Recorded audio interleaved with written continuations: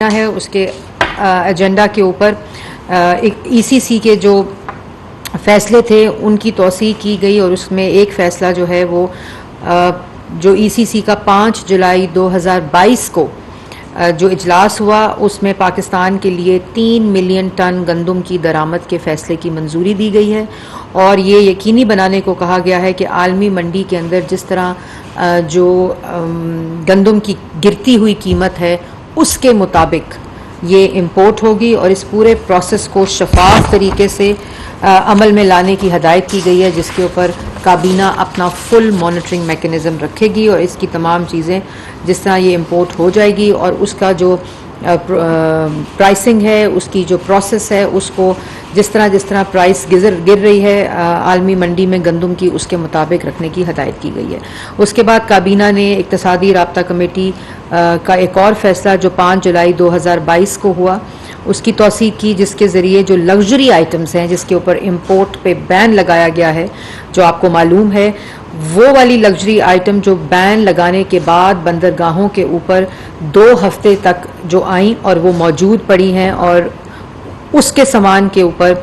5%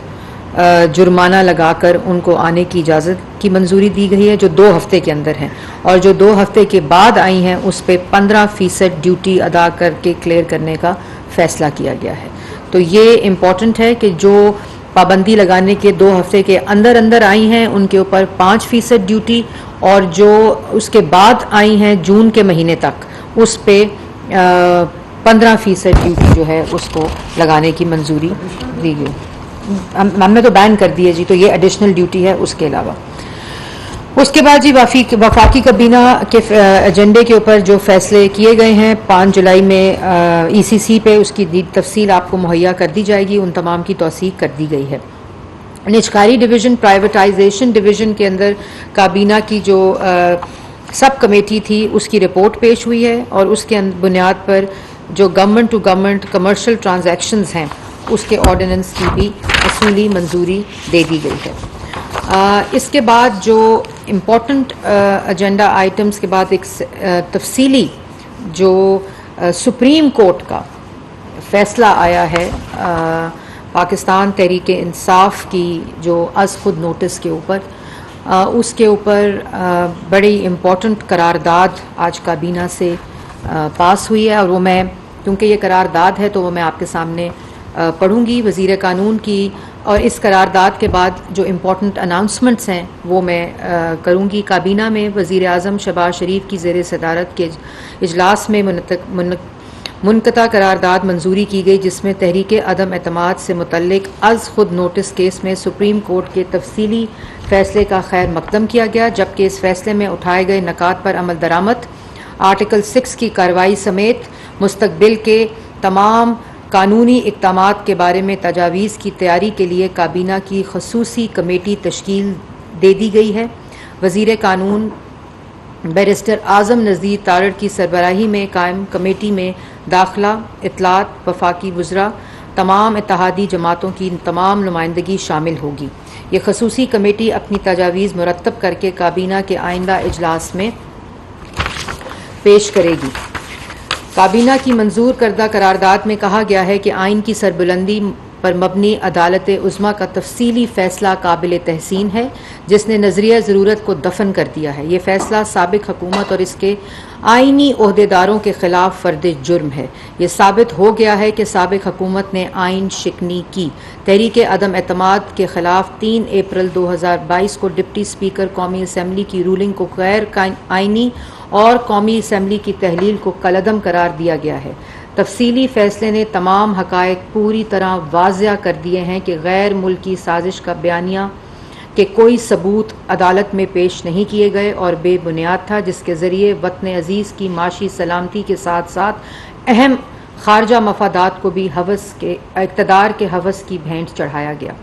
करारदाद में कहा गया कि मुअज़्ज़ज़ अदालत ने बजा तौर पर यह नुक्ता बयान फरमाया है कि अगर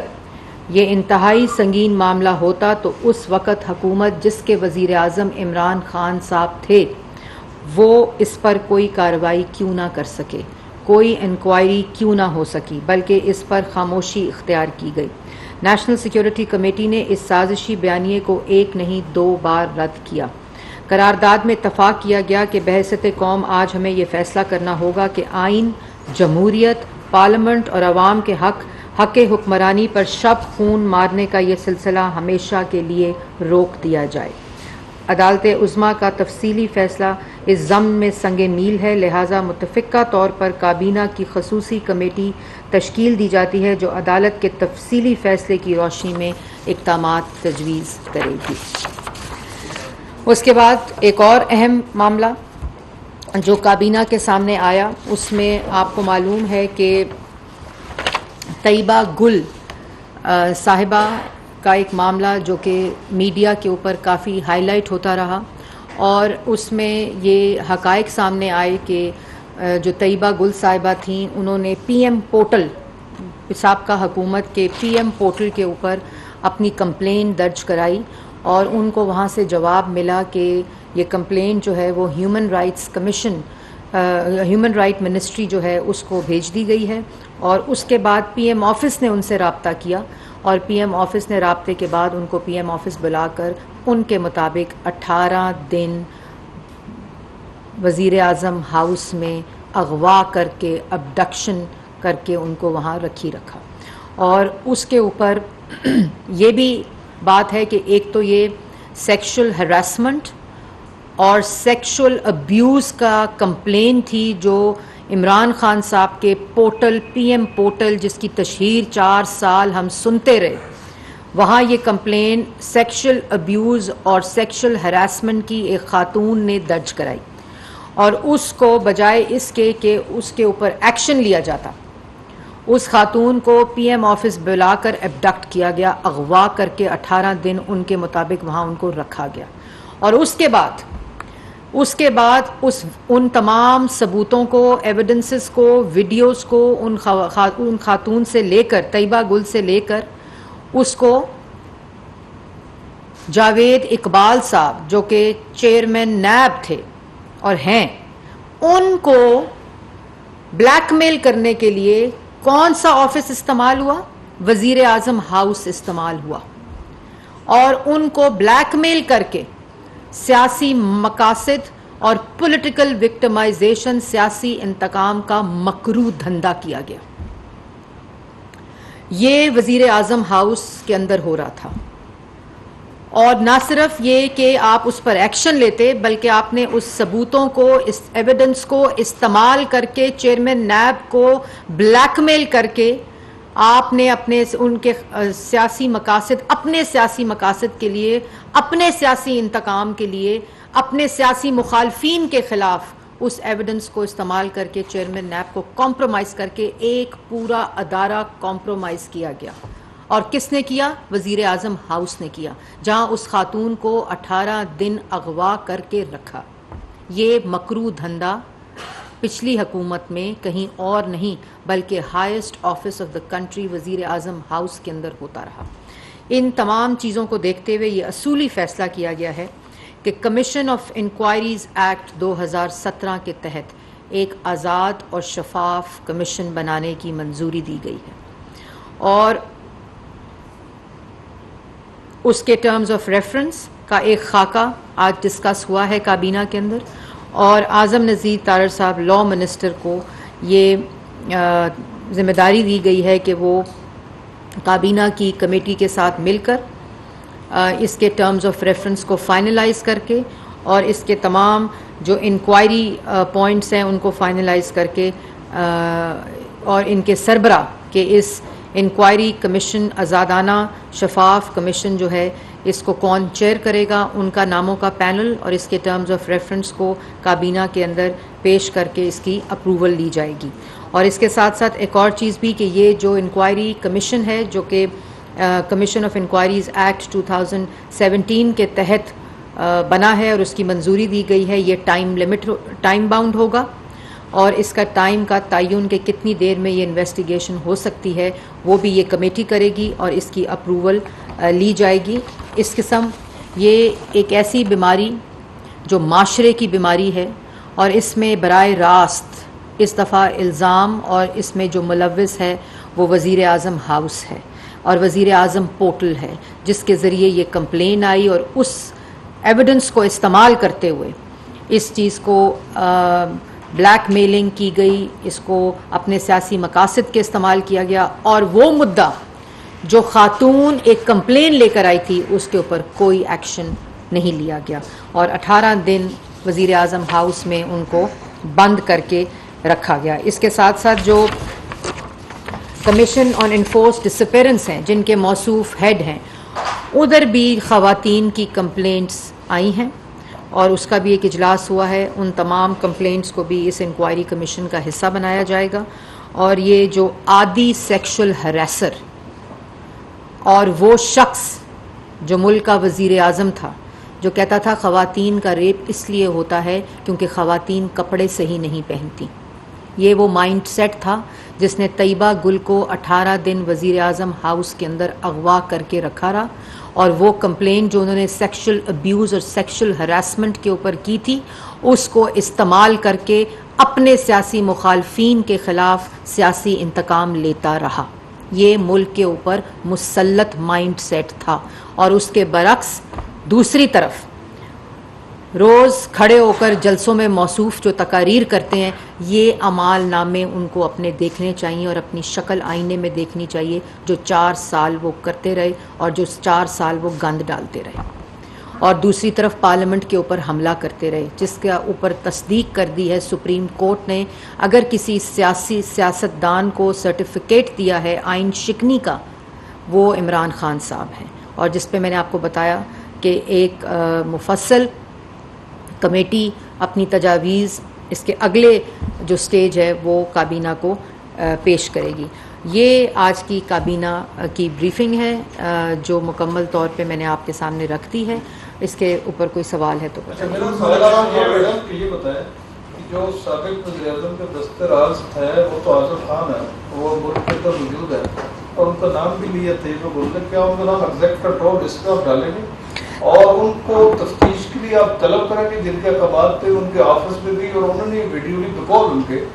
तो इस हवाले से दूसरा मेरा सेकंड ये है कि रेफरेंस इलेक्शन कमीशन को कब तक भेजा जाएगा, ये सुप्रीम कोर्ट का फैसला आइन शिकनी के हवाले से? देखें, पहली बात तो मैं वाज़िया तौर पे कर दूं कि अभी जो मैंने ये कैटेगोरिक काबीना की ब्रीफिंग आपको दी है, क्योंकि इसमें किसी किस्म का कोई सियासी रंग नहीं है। तैयबा गुल की जितनी भी इंक्वायरी कमीशन होगा, ये एक आज़ाद शफाफ कमीशन होगा। इसके अंदर जो जो लोगों को उन्होंने नाम लिए हैं, जो जो लोग इसमें मुलव्विस होंगे इस घिनौने जुर्म के अंदर, गुनाह के अंदर, जिसकी कोई मजहब इजाज़त नहीं देता, और उसमें अंदर जिसने ये जो इसका मुजरिम है उनके ऊपर जो इंक्वायरी कमीशन फैसला करेगा उसके मुताबिक तमाम डिसीजंस लिए जाएंगे। ये मेरी ज़ात का या हमारी जमात के साथ 4 साल जो पॉलिटिकल विक्टिमाइजेशन होती रही और अदालतों से फैसले आते रहे कि किसी किस्म की करप्शन नहीं हुई और नैब को पॉलिटिकल इंजीनियरिंग के लिए इस्तेमाल किया गया, ये सुप्रीम कोर्ट का साद रफ़ीक साहब का फैसला है। शहबाज शरीफ साहब का जो फैसला था,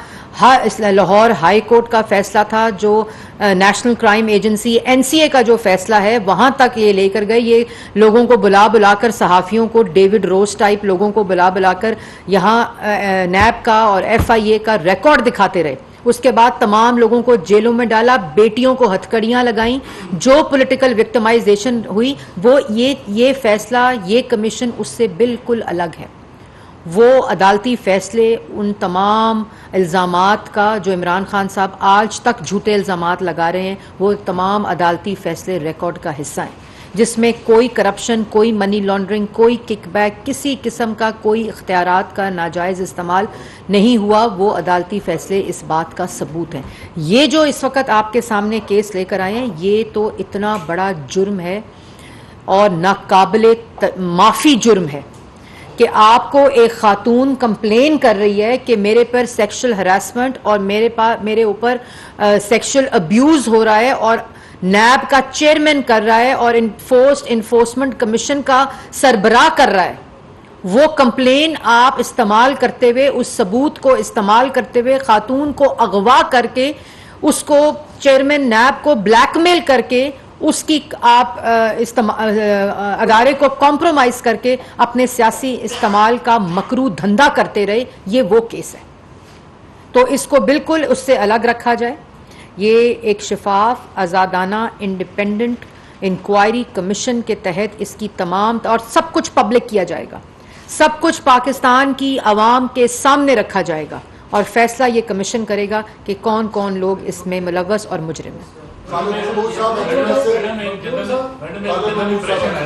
कि जो ऑयल की कीमतें कम हुई हैं आलमी मंडी में, उसका जो एग्जैक्ट फायदा है वो नहीं दिया गया और कम प्राइसेस जो है वो की गई हैं, ज़्यादा करनी चाहिए थी। दूसरा ये बता दें कि INF का जो प्रोग्राम है उसमें बिलावल भुट्टो का क्या किरदार है, किस लेवल पे उन्होंने वहाँ जाकर असरदार वो अमेरिका। देखें, इसमें दो बातें हैं। ये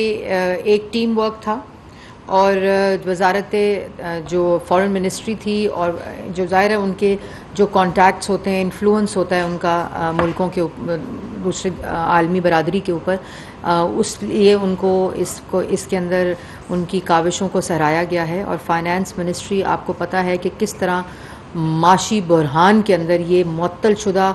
IMF का जो मुआहदा है उसको भी बहाल किया गया, एक ऐसा बजट दिया गया जो आवाम दोस्त बजट है, और किस तरह वो बजट जो इकोनॉमिक स्टेबिलिटी की तरफ मुल्क को लेकर जा रहा है और सेल्फ रिलायंस की तरफ, तो ये तमाम चीज़ें उसके अंदर आती हैं। दूसरा आपका सवाल क्या था? Oil prices. देखें, ये एक ही, ये जो आप तासुर की बात कर रहे हैं ना, ये तासुर एक ही तरफ से आ रहा है और वो तासुर उस चैनल जिसका नाम ARY है उसकी तकलीफ़ बयान कर रहा है, क्योंकि बहुत जल्द इस अदारे में जहाँ मैं बैठी हूँ वहाँ से भी एक ख़बर आएगी जो जिस तरह नीलामी की गई पाकिस्तान टेलीविज़न की और किस तरह इस्तेमाल करके पाकिस्तान टेलीविज़न को फ़ायदे पहुँचाए गए और वहाँ गलत तासुर। अब मुझे ये भी कहते हुए दुख होता है कि उनके पास मीडिया का एक स्क्रीन मौजूद है जिसको वो सियासी मकासद के लिए इस्तेमाल कर रहे हैं, जो किसी तरह भी सहाफ़त नहीं है। मैडम, ये बताएं कि वज़ीर कानून ने जो प्रेस कॉन्फ्रेंस की थी अदालती फैसले के बाद, उसमें उनका माइंडसेट तो वाज़ेह हो गया था जो आर्टिकल 6 के हवाले से। तो आज काबीना में जो ये बताएं कि क्या असूली फैसला हो गया कि आर्टिकल 6 के तहत कार्रवाई की जाएगी और 5 शख्सियात के नाम हैं और उस फैसले में क्या सबके खिलाफ कार्रवाई का फैसला किया गया? देखिए,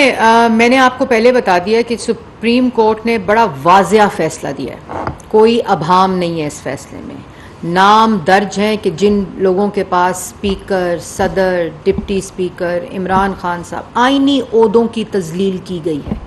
आइनी ओहदों को अपने सियासी मकासद के लिए इस्तेमाल किया है, आइनी ओहदों को अपना गुलाम बनाया हुआ था इमरान खान साहब ने। ये तमाम जो फैसले हैं ये मैं समझती हूँ कि जो फैसला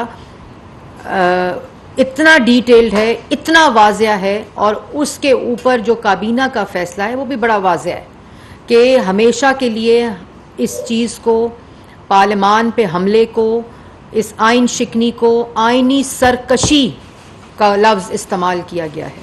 इसके लिए ये तजावीज़ पेश की जाएंगी और काबीना उसकी मंजूरी देगी। एक तो कैबिनेट का एजेंडा 3 पॉइंट का था, 7 जुलाई के ECC के फैसले भी थे, वो क्या डेफर हुआ या मंजूर किया गया? दूसरा, फवाद चौधरी साहब पिछले 15 दिन से या 1 महीने से हर प्रेस कॉन्फ्रेंस में आपका नाम लेके इल्ज़ाम लगाते हैं कि मेडिसिन, ये सिगरेट इंडस्ट्री को आप बेनिफिट दे रही हैं और इजलासों में बैठते हैं, तो इसको क्लैरिफाई कर दें। दूसरा, आपने आज फिर एक कमेटी बनाई है कि अगले कैबिनेट के इजलास में ये